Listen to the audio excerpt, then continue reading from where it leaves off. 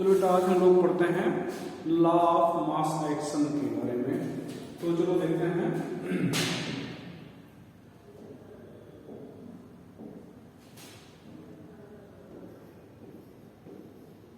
Law of mass action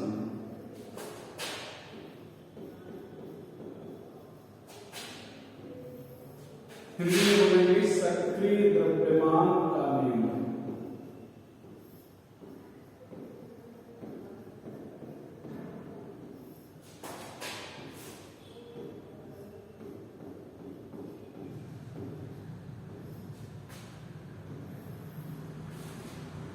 सक्रिय द्रव्यमान का नियम, यह नियम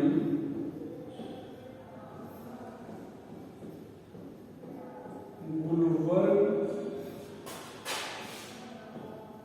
तथा वागे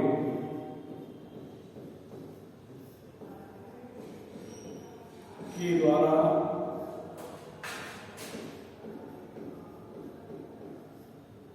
समांगी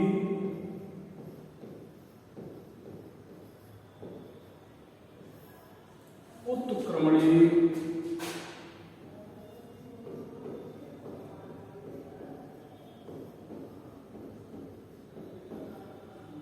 अवक्रियाओं के लिए प्रस्तुत किया गया।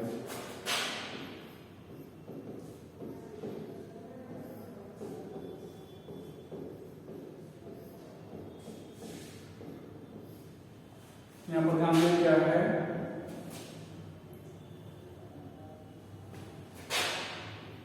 तो लिखेंगे किसी पदार्थ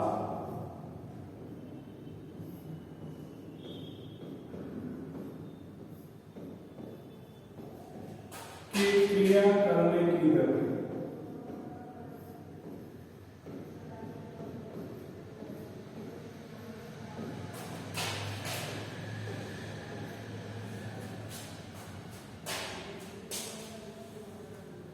अभिकारकों के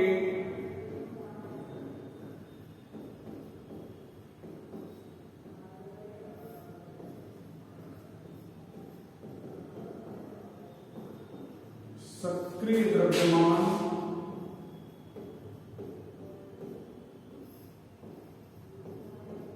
के समानुपाती होती है।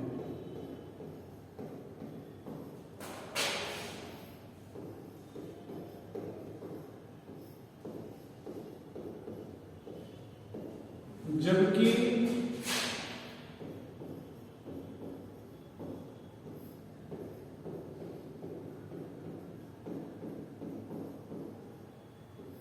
रासायनिक प्रक्रिया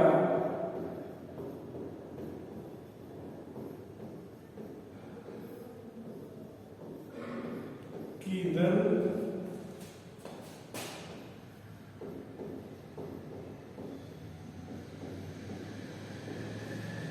अभिकारकों के सक्रिय द्रव्यमान के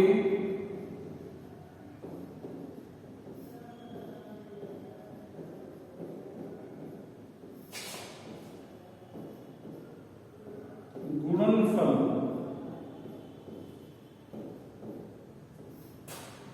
के बराबर होते हैं।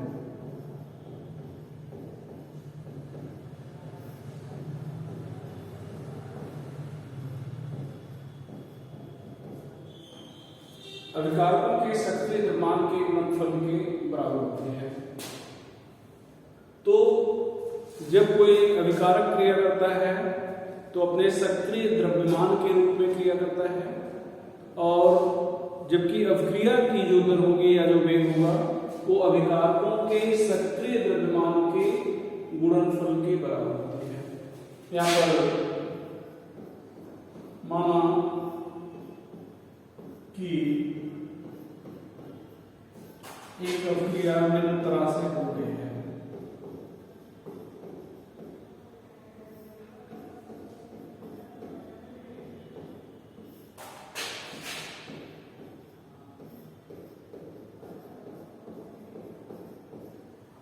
से हो गई है।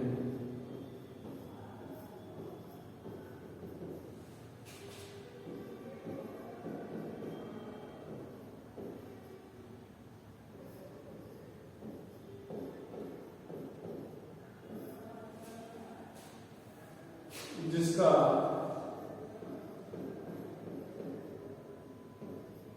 या जिसके लिए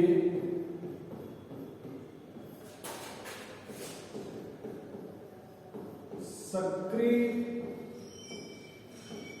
द्रव्यमान का नियम निम्नलिखित हुआ।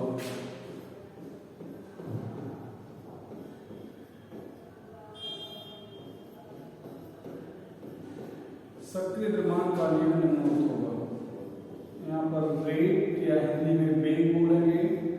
यहाँ पर कैपिटल ए पावर ए,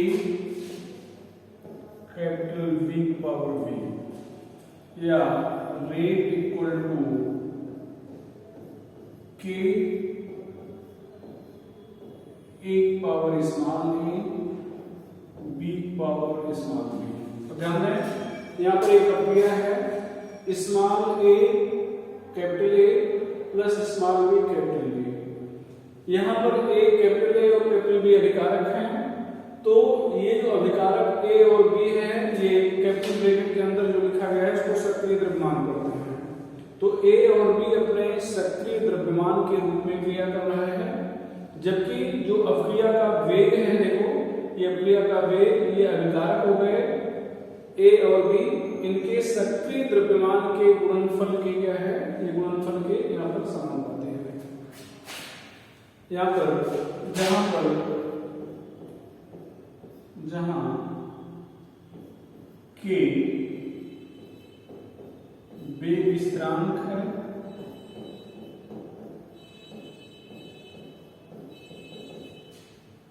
ए तथा कैपिटल बी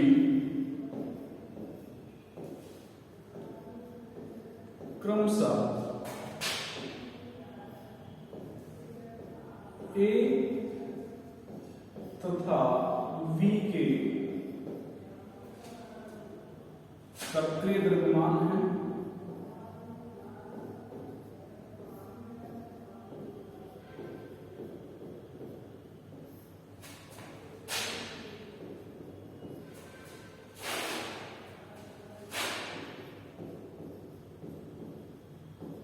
जबकि स्मॉल ए तथा स्मॉल बी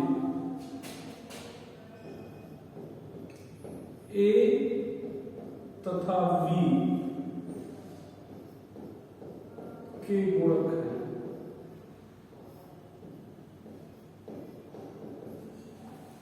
स्मॉल ए तथा स्मॉल बी के गुणक है। यहां पर नोट करके या नोट करके क्या सक्रिय द्रव्यमान निकालने, तो सक्रिय द्रव्यमान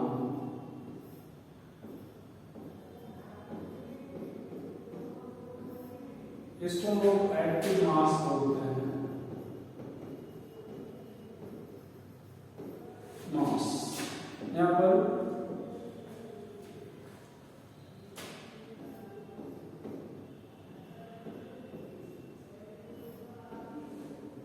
एकांक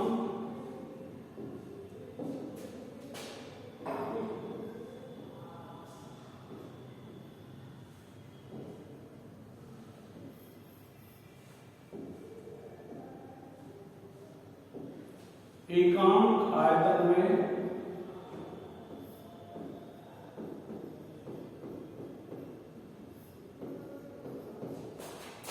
उपस्थित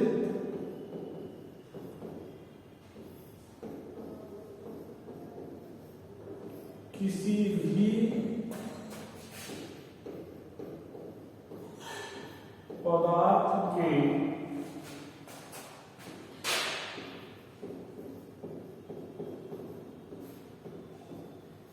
मोलों की संख्या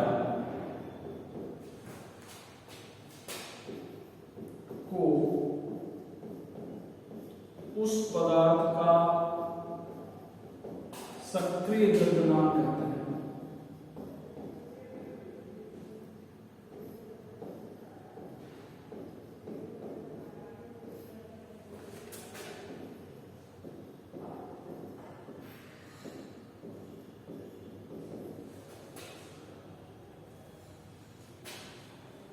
यहां पर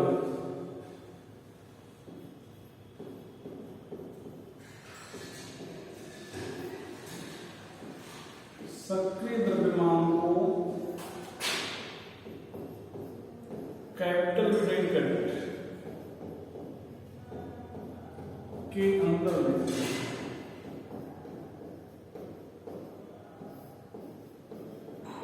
मतलब जिसको कैपिटल ब्रैकेट के अंदर लिखा गया है इसका मतलब उसका सक्रिय द्रव्यमान लिखा गया है। जैसे यहाँ पर हम लोग लिखेंगे ए, तो इसको पढ़ेंगे एक्टिव मास ऑफ ए, मतलब ए का सक्रिय द्रव्यमान। यहाँ पर एन ए, यहाँ पर वॉल्यूम। तो यहाँ पर मात्रक, तो एन ए मतलब मोड़ों की संख्या हो गई, और ये जो वी है ये आयतन लीटर में है।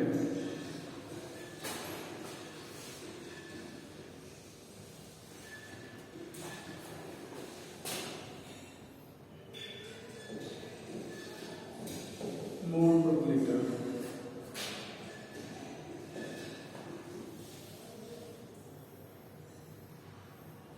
यहां पर देखा जाए तो यहां पर कैपिटल ए का सक्रिय द्रव्यमान,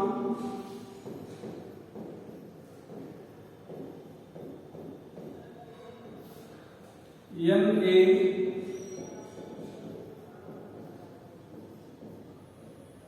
के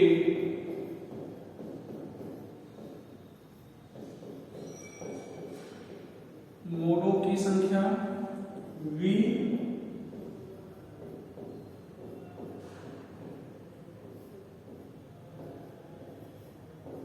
आयतन लीटर में, वी आयतन लीटर में है।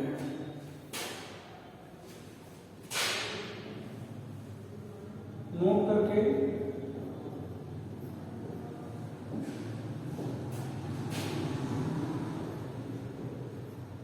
किसी ठोस का सक्रिय द्रव्यमान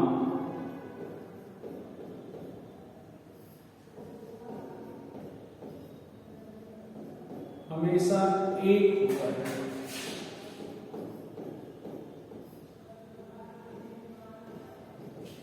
किसी ठोस का सक्रिय द्रव्यमान हमेशा एक होता है। यहां पर चलें,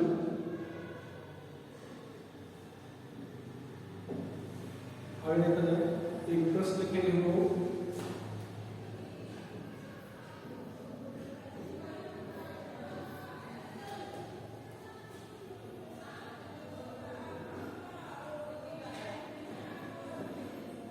दो लीटर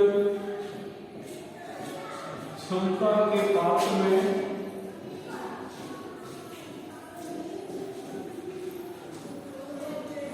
4 ग्राम हाइड्रोजन रखा गया है। 4 ग्राम हाइड्रोजन रखा गया है, तो इसका सक्रिय द्रव्यमान क्या होगा?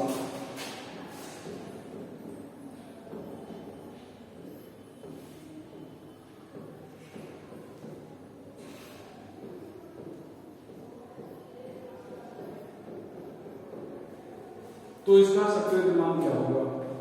अब यहां पर ध्यान दो, आप लिख रहे हो H2 का सक्रिय द्रव्यमान पढ़ेंगे, यहाँ पर NH2, यहाँ पर वॉल्यूम। तो मोल का मतलब होता है मास अपान मॉलिक्यूलर मास, और यहाँ पर वॉल्यूम लीटर में। तो हाइड्रोजन का मास आपने कितना लिया है? 4 ग्राम, और हाइड्रोजन का मॉलिक्यूलर मास होगा 2, टोटल का अपान 2। तो यहाँ पर 2/2 आ जाएगा, और यहाँ नीचे 2 वही है, ये आ जाएगा 1 मोल पर लीटर।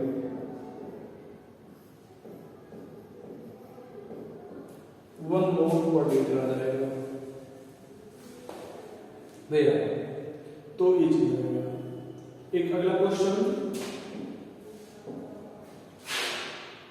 प्रश्न नंबर 1 था। प्रश्न नंबर 2,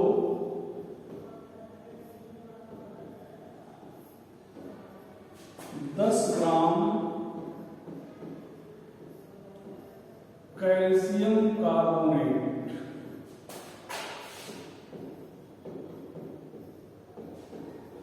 1 लीटर क्षमता के पात्र में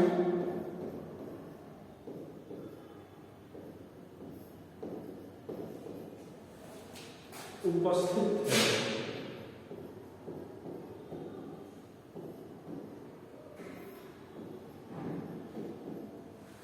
तो कैल्शियम कार्बोनेट का सक्रिय द्रव्यमान बताएं।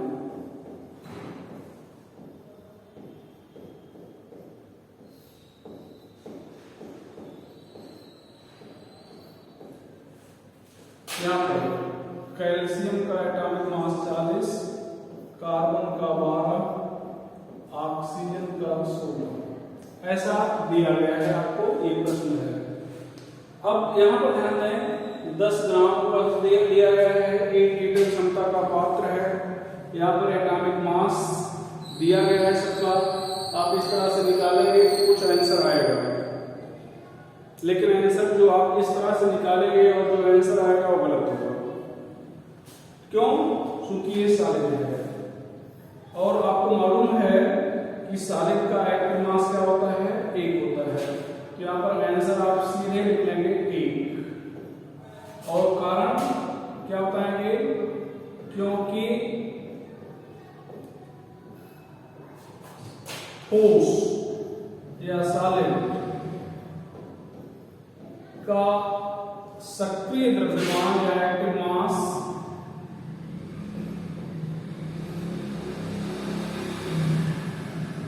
सक्रिय द्रव्यमान हमेशा 1 होता है। सक्रिय द्रव्यमान हमेशा 1 होता है। तो यहाँ पर आपको सॉल्व नहीं करना है, इसको ये देख के बता देना है कि सक्रिय द्रव्यमान 1 है।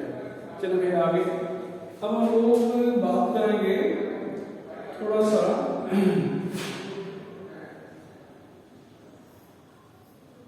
सक्रिय द्रव्यमान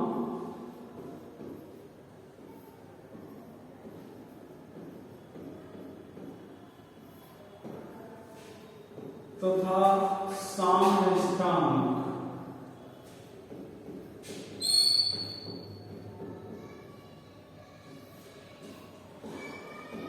में संबंध।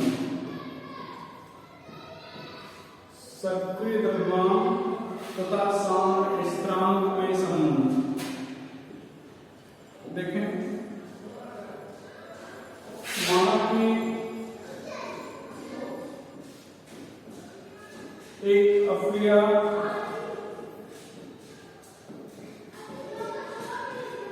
निम्न तरह से हो रही है।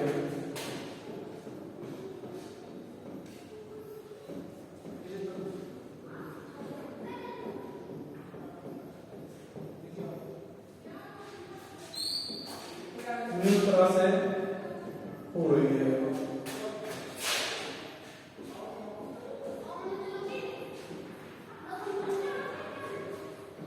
एक अफ्रिया निम्न तरह से हो रही है। यहाँ पर ध्यान दिया जाए,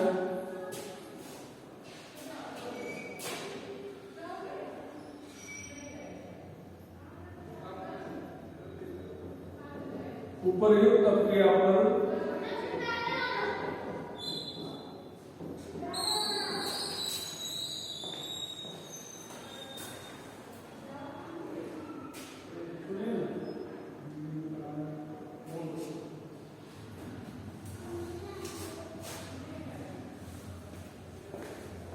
उपर्युक्त अफ्रिया पर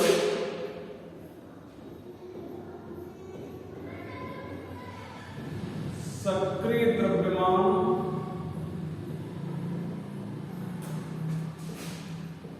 का नियम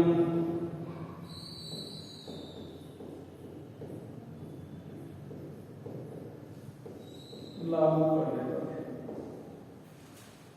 तो यहां पर आरएफ समानुपाती हो जाएगा यहाँ पर 1 पावर a, यहाँ पर v पावर b। या RF इक्वल टू जाएगा KF 1 पावर A, यहां पर B पावर B, जहां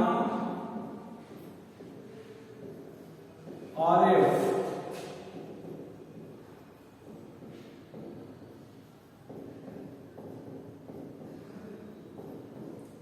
अग्रक्रिया का वेग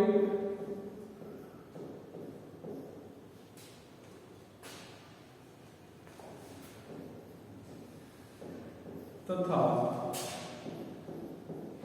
KF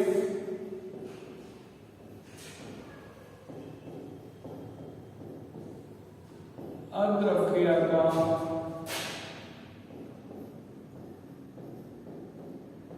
वेग स्थिरांक है।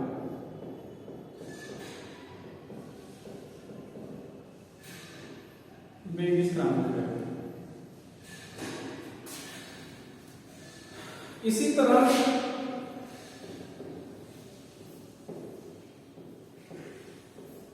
यहां पर भैया आप सीधे लिख दें RV इक्वल टू KV, यहां पर C पावर C, यहां पर D power D।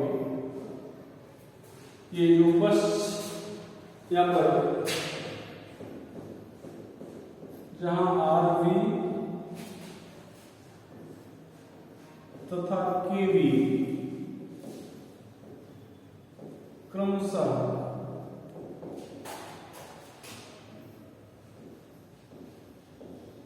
First अक्रिया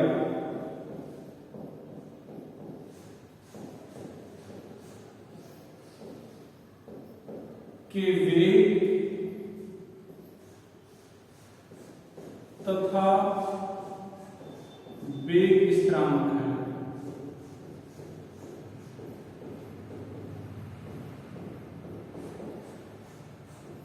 first अक्रिया के वेग तथा वेग स्थिरांक है।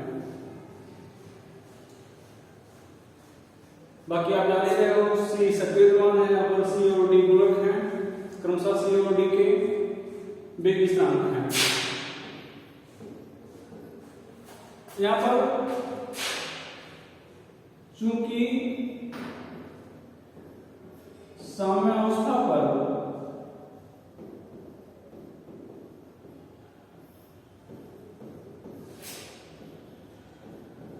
RF बराबर RB, अग्रक्रिया का वेग बराबर पश्चक्रिया का वेग पढ़ाया गया था कि साम्यावस्था पर अग्रक्रिया का वेग पश्चक्रिया के वेग के बराबर होता है। अतः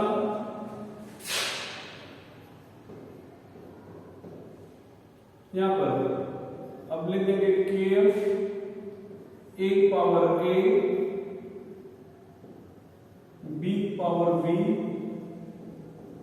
यहां पर KV C power C D power D, या इसको आप लिख सकते हो KF अपान KV, यहां पर C power C D power D,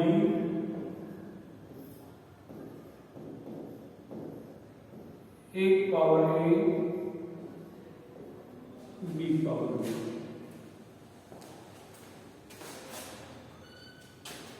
ये हो जाएगा।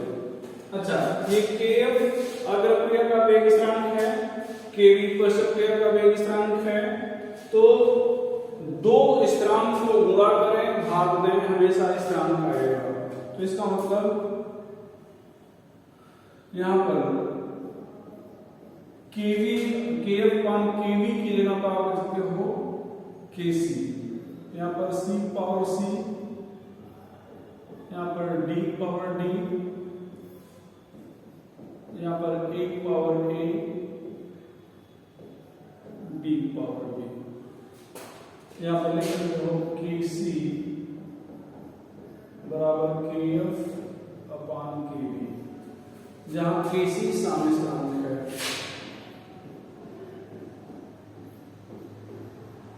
जहां KC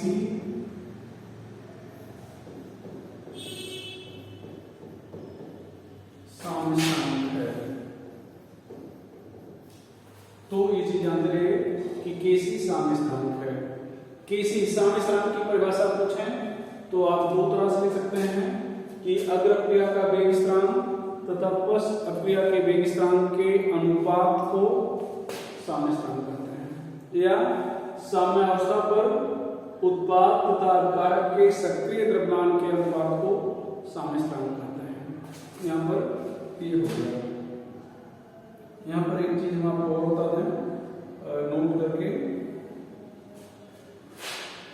जैसे मान लो एक अक्रिया यहाँ पर ए और बी है, यहाँ पर KF यहाँ पर क्या लिख रहे हो KB, तो KF अपान KB या KF into KB equal to 1 लिखेंगे, इसको आप याद रखिएगा।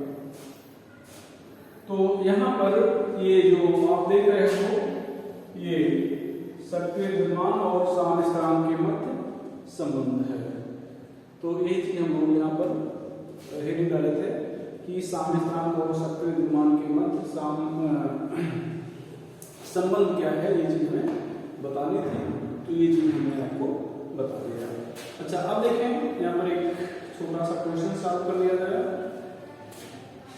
या आगे क्वेश्चन सॉल्व कर लिया जाए। यहाँ पर ध्यान दें, एक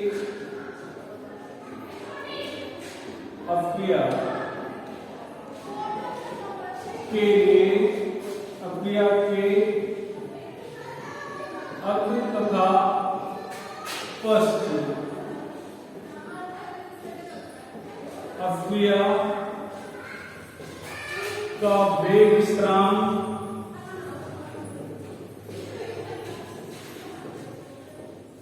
क्रमशः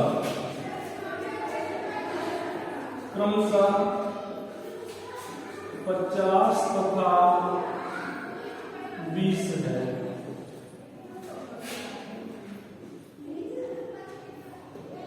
तो इसका साम्य स्थिरांक क्या होगा? इसका साम्य स्थिरांक क्या होगा?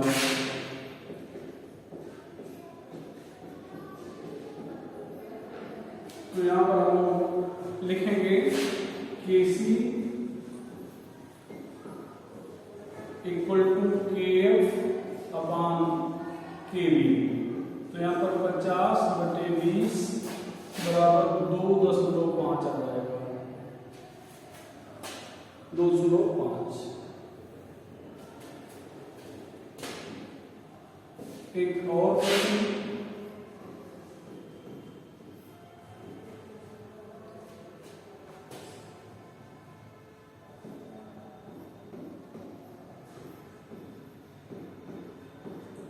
एक अक्रिया के अग्र दिशा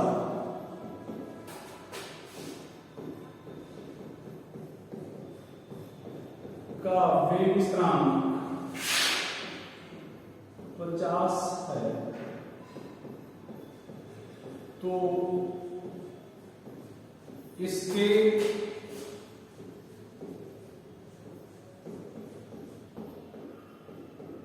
पश्च दिशा का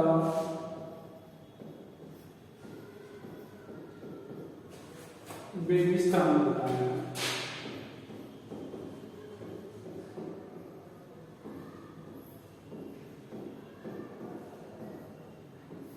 पश्च दिशा का वेग स्थिरांक होता है। तो यहाँ पर आपको बताया गया था KF इक्वल टू 1/KB या KB इक्वल टू 1/KF। तो यहाँ पर 1/50 आ जाएगा, इसको आप साफ करेंगे आगे।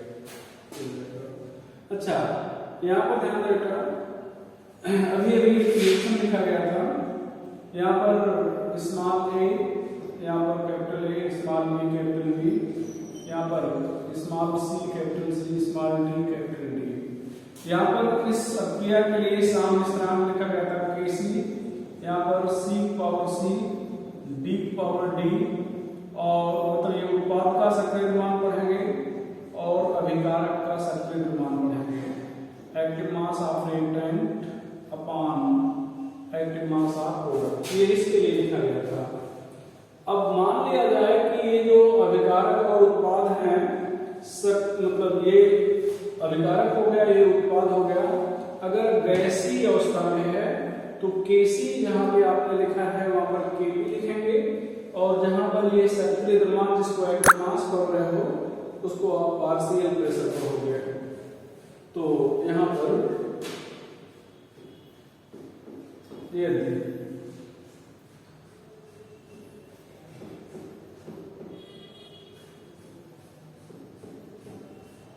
अभिकारक तथा उत्पाद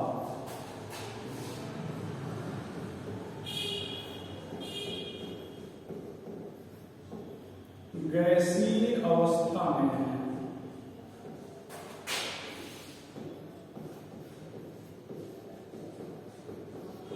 तो Kc के स्थान पर Kp तथा सक्रिय द्रव्यमान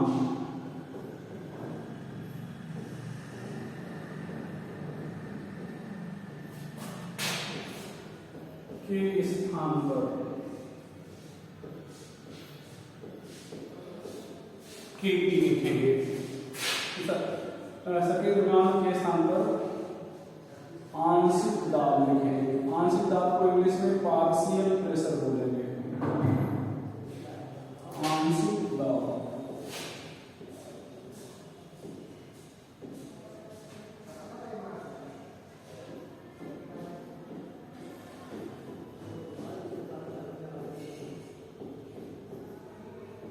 आंशिक दाब लिखेंगे।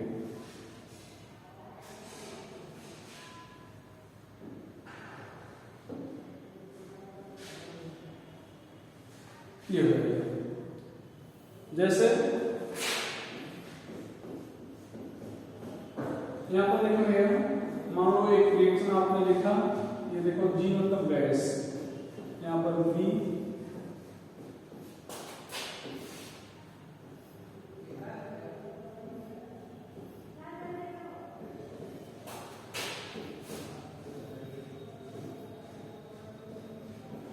यहां पर